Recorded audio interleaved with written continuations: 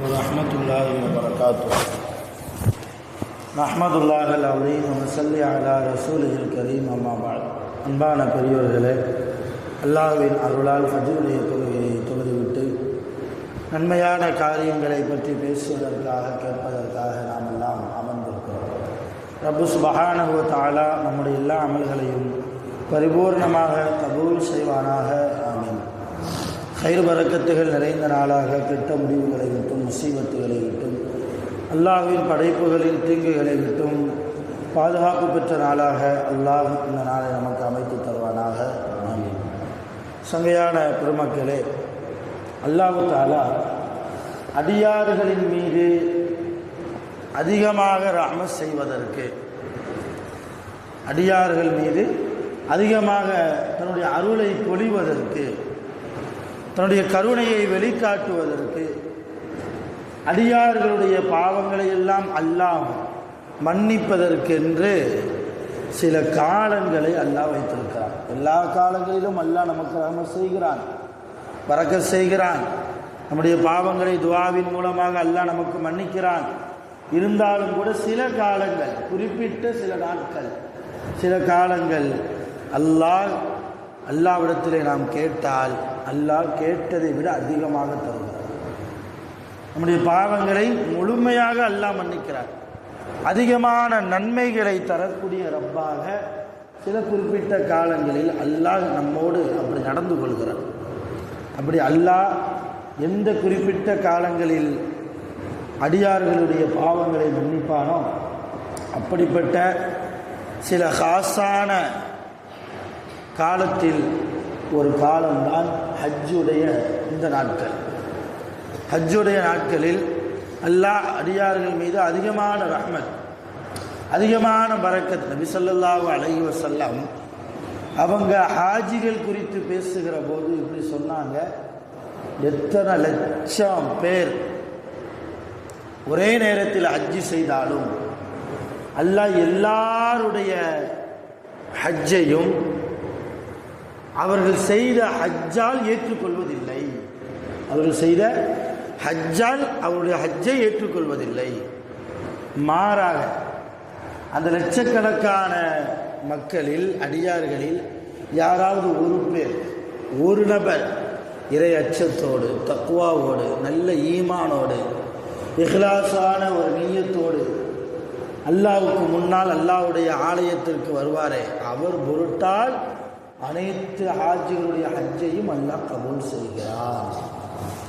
இப்போ நல்லவர்கள் நிறைந்திருக்கிற சபை, இப்போ ஏதாவது ஹஜ்ஜில் லட்சக்கணக்கான ஹாஜிகள் கூடுகிறார்கள். எல்லாருடைய ஹஜ்ஜையும் அல்லாஹ் தஆலா அவர்கள் செய்யக்கூடிய இபாதத்தின் பொருட்டால் கபூல் செய்கிறதில்லை.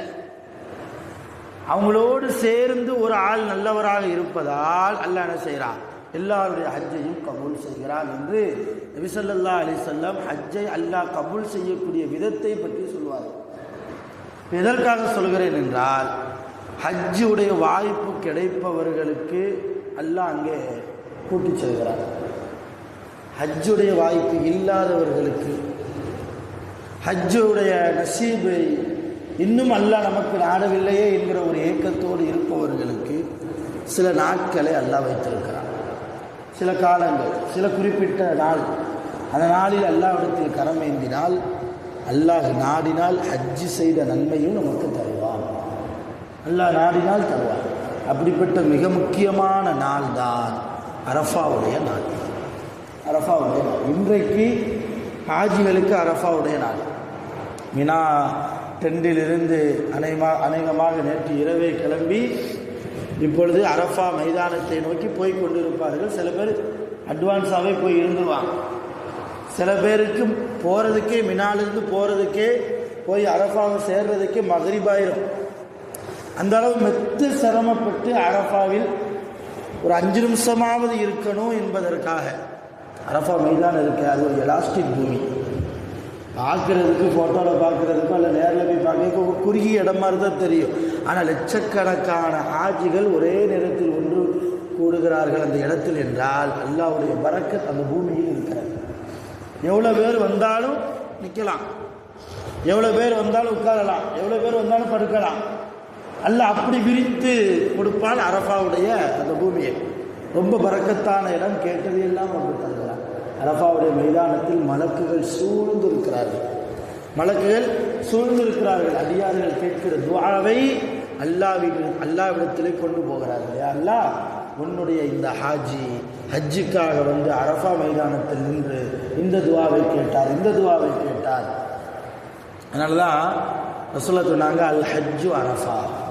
ஹஜ்ஜினால என்னது தான்? அரஃபாவில் தங்குறது தான். ஒரு ஆள் அரஃபாவில் இல்லாமல் மற்ற எல்லாம் செய்கிறாரு. மீனாக்கு போயிட்டார், முஸ்தலிஃபா போயிட்டார், குர்பானி கொடுத்துட்டாரு, தவாப் செஞ்சார், சழி அந்த சஃபா மர்வாக்கு மத்தியில் 7 தங்கோட்டம் ஓடிட்டார், தலைமுடியே எடுத்துட்டார், எல்லாம் இஹ்ராம் கட்டிட்டார். ஆனால் அரஃபாவில் மட்டும் தங்கலைன்னா இவர் ஹஜ்ஜே செய்யலை. இதுக்கு பேர் ஹஜ்ஜே கிடையாது.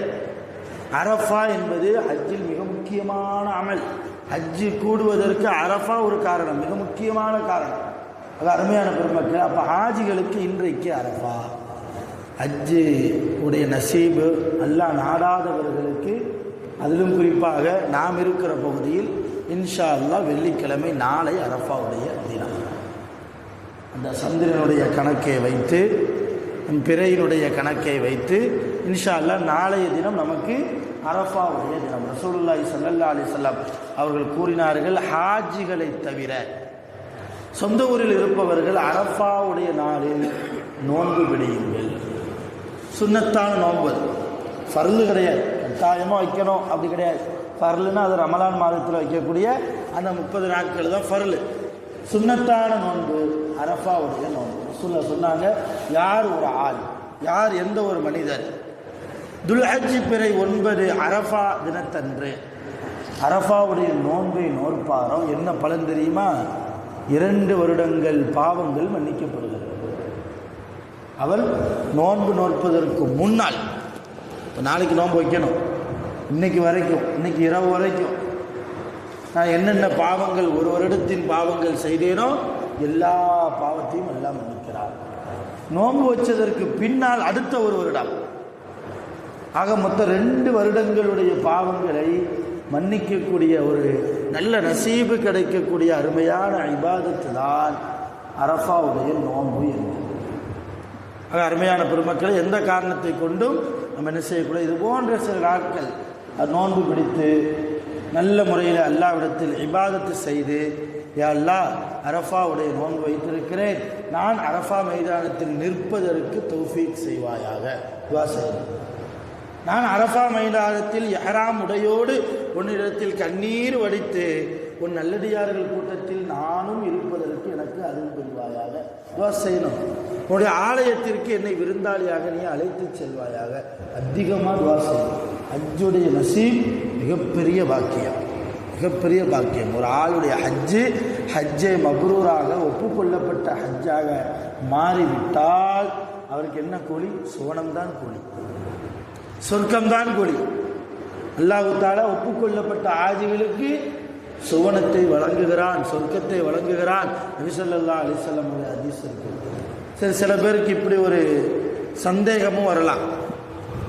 இப்போ நாளைக்கு வெள்ளிக்கிழமை இல்லையா, வெள்ளிக்கிழமை நோன்பு வைக்கலாமா? பொதுவாக வெள்ளிக்கிழமை நோன்பு வைக்கிறது கூடாது. ரசூலுல்லாஹ் வெள்ளிக்கிழமை ஏழைகளுடைய பெருநாள். அதனால் அந்த நாளில் என்ன செய்ய வேண்டாம், நீங்கள் எந்த ஒரு நோன்பையும் நோக்காதீர்கள். நீயத்து சில பேர் வச்சுருப்பாங்க, வாரத்தில் 2 நாள் நோன்பு வைக்கிறேன், என் பிள்ளைக்கு உடம்பு சரியில்லைன்னா 1 வாரம் தொடர்ச்சியாக நோன்பு வைக்கிறேன், இந்த மாதிரிலாம் வச்சுருப்பாங்க இல்லையா, நீயத்து நேர்ச்சை, அந்த மாதிரி நோன்புகளை வெள்ளிக்கிழமை நீங்கள் பொதுவாக எந்த நோன்பையும் வெள்ளிக்கிழமை வைக்காதீங்கன்னு சொல்லிட்டாங்க. அது ஏழைகளுடைய பெருநாளாக இருக்கிறதுனால. சரி, இப்போ அரஃபாவுடைய நோன்பு வெள்ளிக்கிழமை வருதே, வைக்கலாமா? பொதுவாக ஒன்று விளங்கிக்கிறணும், சுன்னத்தான நோன்பு விஷயத்தில் நாம் கிழமைகளை பார்க்க வேண்டிய அவசியம் இல்லை. ஹதீஸின் அடிப்படையில் ரசூலுல்லாஹ் அரஃபா பிறை துல்ஹஜ் பிறை 9 அரஃபா தினத்தன்று நோன்பு பிடியுங்கள் ரசூலுல்லாஹ் சொல்லிட்டாங்க. இப்போ ஹதீஸின் அடிப்படையில் இந்த நோன்பு சுன்னத்தான நோன்பு. இந்த சுன்னத்தான நோன்பை வைப்பதற்கு வெள்ளிக்கிழமையா, திங்கக்கிழமையா, வியாழக்கிழமையா என்று கிழமையை பார்க்க வேண்டிய அவசியம் இல்லை. இந்த வருடம் அரஃபா நோன்பு வெள்ளிக்கிழமை வருது, அடுத்த வருடம் வேறு கிழமைகளில் வரலாம், சென்ற வருடம் வேறு கிழமையில் வந்திருக்கும். இல்லையா? அப்போ தாராளமாக நாளை வெள்ளிக்கிழமை நோன்பு வைக்கலாமா அப்படிங்கிற சந்தேகமெல்லாம் எதுவுமே இல்லாமல் தாராளமாக ரசூலுல்லாவுடைய ஹதீஸ் இருப்பதால் சுன்னத்தான நோன்பை நாம் அரஃபாவுடைய நோன்பு வைக்கணும், கட்டாயமாக வைக்கணும். நம்முடைய குடும்பத்தார், நம் மனைமார்கள், நம்முடைய பெற்றோர்கள், உடல் திடாகாத்திரம் உள்ளவர்கள், நம்முடைய பிள்ளைகள், பேரப்பிள்ளைகள், எல்லா நபர்களையும் வீட்டில் உள்ள உறுப்பினர்கள் எல்லாத்தையும் என்ன செய்யணும்? நோன்பு வைக்கிறதுக்கு, துவா செய்கிறதுக்கு. அதிகமாக ஹாஜிகளுடைய பாவங்கள் மன்னிக்கப்படுறது. நம்ம யாருக்கு துவா செய்கிறோமோ அது நமக்கே ரிட்டர்ன் வரும். நம்ம யாருக்கு துவா செய்கிறோமோ அது நமக்கே வரும். இது ரசூலுல்லாஹ் நமக்கு காட்டி தந்த அழகான வழிமுறை. சஹாபாக்களும் இமாம்களும் நமக்கு காட்டி தந்த அழகான வழிமுறை.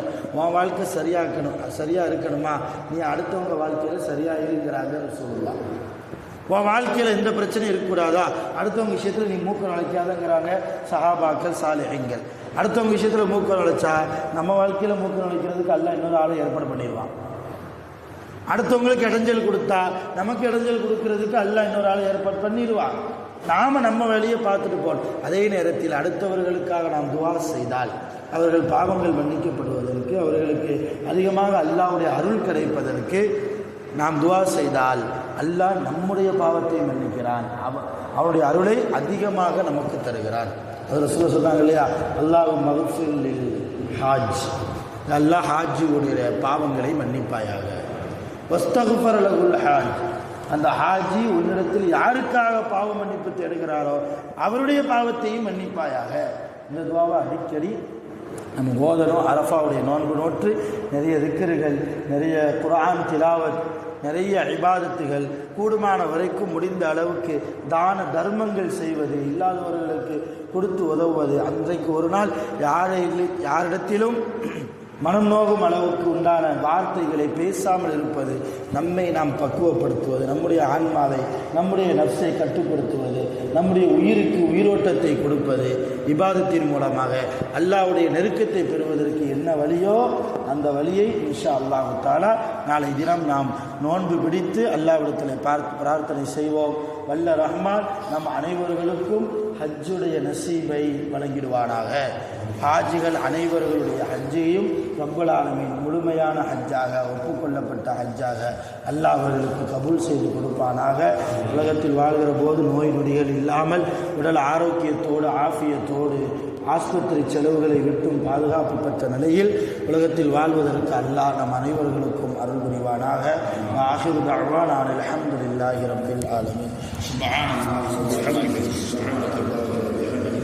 أشهد أن لا إله إلا أنت أستغفرك وأتوب إليك. آمين. سبحان ربك رب العزة عما يصفون وسلام على المرسلين والحمد لله رب العالمين. صلى الله على محمد صلى الله عليه وسلم. صلى الله على محمد صلى الله عليه وسلم. صلى الله على محمد يا رب صل عليه وسلم. السلام عليكم.